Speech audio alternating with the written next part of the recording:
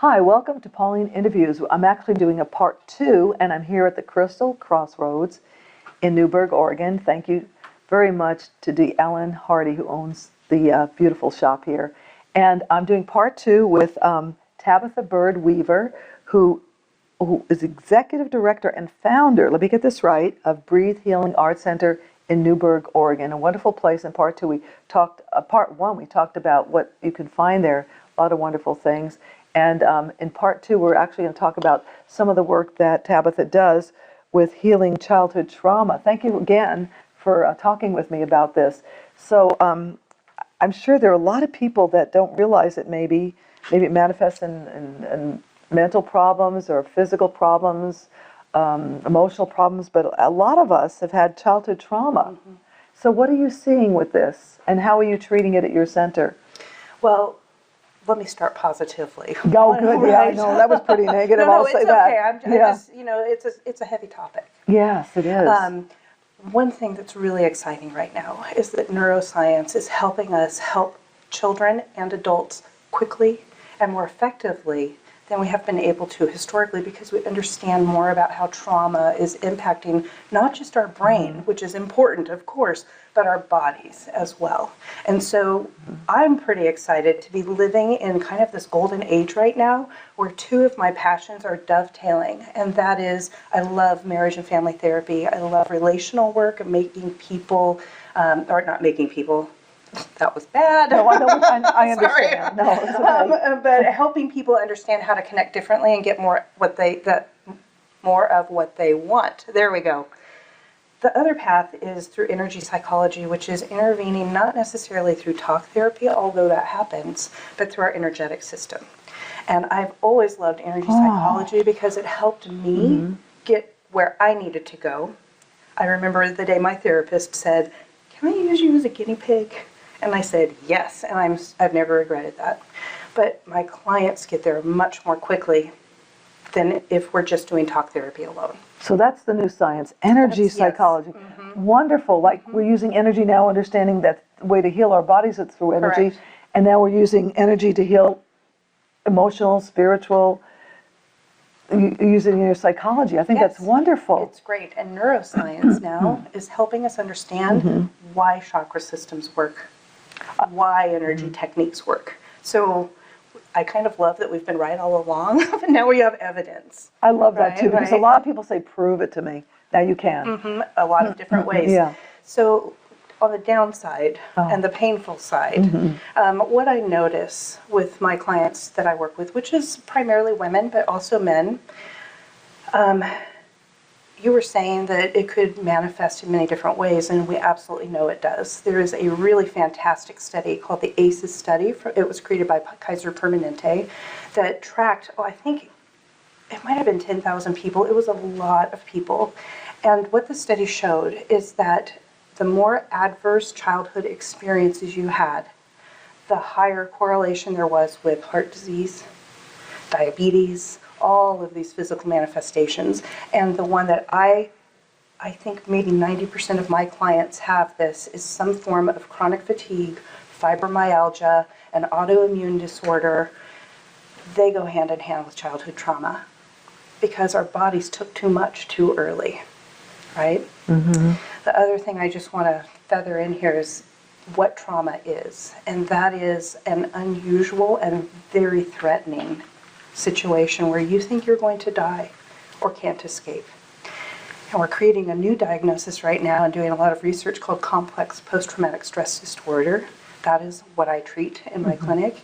And the reason it's complex is because it's layered, right? And so it's multiple traumas, even little traumas. It does not have to be a huge war that traumatizes you. In fact, one of the things we know is most damaging to children is low-grade neglect. Just not engaging. You mean no loving and touch? Worse than that, not engaging. There's no connection. That scares me now. I'll tell you why. If I have to get on my soapbox. Yeah, please do. I see people on their phones ignoring their children. They're ignoring each other. I don't care, but they're ignoring their babies and their children. Yes. That really bothers me. Thank God I'm not an empath, but it bothers me. I mean, isn't that part of the problem? It is absolutely part of the problem. it's compounding the problem. The problem is actually an epidemic that we don't really talk about, because you do not have to have been removed from your family and put into foster care to have childhood trauma. In fact, most of us weren't, right? And so childhood trauma affects about 50% of our population. And right, this is kind of heavy and Dragging deep, right? me down here, I know, we'll Tabatha. get out of it. I'll tell you how we're going to solve the problem. Okay, good. I'm good. I'll Right? wait. So society also doesn't help, and I want this, if we can, to put it on the interview, because people don't Please. understand that we never decompress. In our society, we never decompress. And so, from trauma in particular, but even just from our stress that we have, right? Our lack of connection with each other, our lack of connection with nature, and certainly our lack of connection with ourselves. But think about a gazelle. We're animals, don't forget that, right? Think about a gazelle that's just been chased, and somehow it survived. That gazelle shakes, and we never do that. And one of the things that I would like people to know, if you're suffering with a trembling feeling, it's trauma.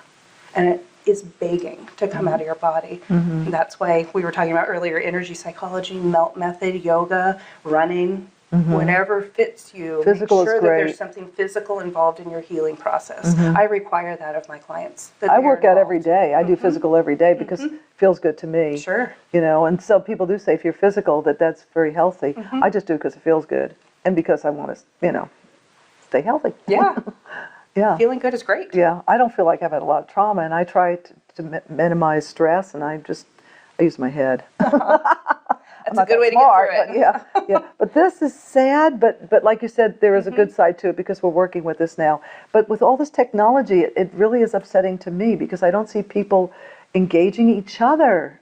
And even worse, like I said, their children. It's very upsetting, really upsetting. Well, I just want to say, I agree with you. One more time, though, really, the worst thing that's happening from our technology is we're not engaging with ourselves. We don't know who we are. We don't know what we desire. I mean, we have goals in life and everything, but a lot we're of wasting us, our time. We can be, and a lot of us feel pressured about things we don't need to feel pressured about. We create a whole idea of what it should be instead of actually living, and that's exhausting. It is exhausting. Yeah, there's so many things to be happy about. I love when The Secret came out because I resonated with that. I really, really did. I mean, life can be wonderful. It can. And you make it that way. Absolutely. By your thoughts, your deeds, your actions, your, connecting. Yep. I would love to respond about trauma and how that impacts what you're describing, because I agree with you. And yet, if you have been a victim of childhood abuse or trauma, you don't even understand what those feelings feel like. And so to access them is remarkably difficult. So would you like to know the protocol I usually follow to I'd go love through to. with Yes, people? Okay. yes. So the first thing we have to do with those of us who have been traumatized is get back in our body. Because one of the best coping techniques for childhood trauma is dissociation. And it works really great then and not so great as an adult. You're talking about leaving your body. Leaving your body and the trance maybe that people get, right? So the first thing we do, if somebody is highly traumatized, absolutely I will do this with them throughout their sessions. But even for those of us who aren't traumatized, just go gets us out of our body. So let's just take a second, and you can answer or not, but I would say, what are 5 things you see? And then there would be a response. And then we go through feel, meaning actual pressure or touch, not emotion. Then hearing, then smelling, then tasting. And so it's called 5 down to 1. It helps people get here now. Because if you're not here, you can't make decisions. Just having reactions, right? Wow, that's interesting. Thank you. Just reactions. I never thought of it that way. Yep, this is the key to consciousness, is to be here. It's why we have such presence coming through Eckhart Tolle and other authors like that right now. In the So now. I you love have to be Eckhart here. Tolle. In the now. I love it. The people with Mindfulness. trauma, absolutely. People with trauma, that is the antithesis of what we want. I just talked to a friend. She said, I didn't get to ask her in detail, but she took a mindfulness class and she loved it. Excellent. Yeah, some people are waking up. Tons of people are waking up, and we can really feel it. And did we say this already, that the childhood trauma, you're dealing with adults, not children? Correct. Yes. Yep. because that trauma will stay with us throughout our lifetimes. One of the examples I like to use in describing how trauma works is the idea of a Russian stacking doll or nestling doll. I've seen those. Right? That they're contained within ourselves. And so frequently, one of the key techniques that I will use with people is inner child work. And it's really quite lovely. So the way that works is they will come in, and I intuit a lot of it. So for the nuance and the specifics. Use your intuition. Of course, yes. But specifically, you could do this yourself. You have a distressed feeling, and you would like to figure out what's going on with that feeling. Just feel it for a minute. Then try and envision how big you think you are, or how old you think you are, right? And mind you, my clients usually have quite escalated feelings, and so they're not really having to search for it. Yeah. You know, it's really prevalent and ruining parts of their lives. When we identify that child and how hurt they were, how small they were, what power they did or didn't have, reconnect that person with that child, bring the child home with us, so that that inner child is no longer stuck in the trauma. It's here. It nurtured itself. You nurtured it, and then it became you. Yes, yes, you nurtured it. Exactly. Yeah, exactly. you missed out on the nurturing from who you should have gotten it from, so you Correct. did it. You took care of yourself. That is great. It's really effective. And when you talk about trauma too, and you talked about post-traumatic stress, a lot of people think about people in the military. So do you also deal with them? I mean, you could have post-traumatic stress as an adult, and do you help those people as well? I do, and there is quite a difference between the complex PTSD that we were just talking about from childhood trauma and incidental trauma. Oh, right? Where you have to get over one thing. And so EFT, as you were just saying a few minutes ago, emotional freedom technique. Really, Yes, it's really effective with incidental trauma like war. Yeah. I've had several police officers on my caseload. That is intense trauma. Wow. Things that I never have to even think about.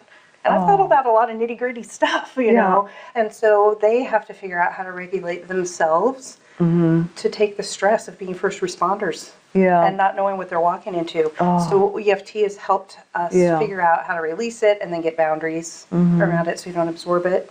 Yep. Oh, wow. Yeah, you seem very happy and energetic, so you must be doing a lot of protection around yourself. You know, I have gone through a lot of layers of my own healing, and I all healers should do that. You know. Yes, and absolutely. I'm currently in therapy because it's appropriate for me to be. What I found, well, you're practicing what you preach. Absolutely, and I can't do it all myself, right? What I found is the more healed I get, the more I feel of my core self, and that makes happiness a lot easier than it used to be. Yes. Right? Yes. Well, maybe we're here to learn, and we're certainly learning a lot. Yes. I'm glad there are people like you, and that other people I've interviewed that are working on this, because I think it's so important. You know, it really is, and it makes you feel good, like you're not only helping other people, but it helps you in a way. Absolutely. Yeah. I've learned so much from my clients. Now, we probably don't have much time to this, but couples enrichment, we could talk about that sometime, but the adult spiritual development, that's just too fascinating. I got to ask you quickly. Could you tell me about that? I can. When we are in a functional place and want to grow and expand ourselves, spirituality is a great door, because it helps us observe who we are, it helps us observe what we enjoy, and that helps us get a more satisfying life. And so I have an online course that is rolling out in January also with the WISE. I'm doing a lot of parallel work right now. It's really fun. Are you doing this yourself, or you have somebody helping you? Oops, just me. Uh-oh. Take care of yourself now. I will. And my husband does all the cooking. Oh, good, so I'm good. really fortunate with that, right? Yeah. But it's called Recalibrate. And the idea is, let's fine-tune you. Things can be going okay and you still want to do improvement. And so there's not much more to describe than that, unless you want me to go into the ins and outs of the program, because everybody brings their own content to the program. No, that's good. The only reason I'm saying that is because I talked to you in part one. You gave us your credentials. You're talking about a lot of this healing work, but you have just very briefly, tell us your background again, just very briefly. I have a bachelor's degree in human development. I have a master's degree in marriage and family therapy. I am an accredited member of the American Association for Marriage and Family Therapists. I'm an accredited member of the Association for Comprehensive Energy Psychology, and I have a whole bunch of other things that I could say, but Yeah, but That's this is the good core. because I went backwards. I just want the audience to know that I am Sure. talking to a lady who is very well educated, and she's not just coming up with this out of her head. So I always like to establish that. Thank So you. Tabatha, thank you so much. I could talk to you another time. Maybe we'll come up Great. with another topic, which will be very easy. Thank you. You're doing wonderful work, and keep it up. Thank you. And once again, I'm talking to Tabatha, and she is the executive director and founder of Breathe Healing Art Center. It's here in Newberg, Oregon. So please come and check it out. You've got a lot of classes and wonderful people teaching a lot of healing modalities. I think you'll find something that can help you, or interest you at least. So thank you for watching Pauline Interviews. If you like our show, please keep tuning in and tell your friends about us, and maybe you want to subscribe. Thank you so much.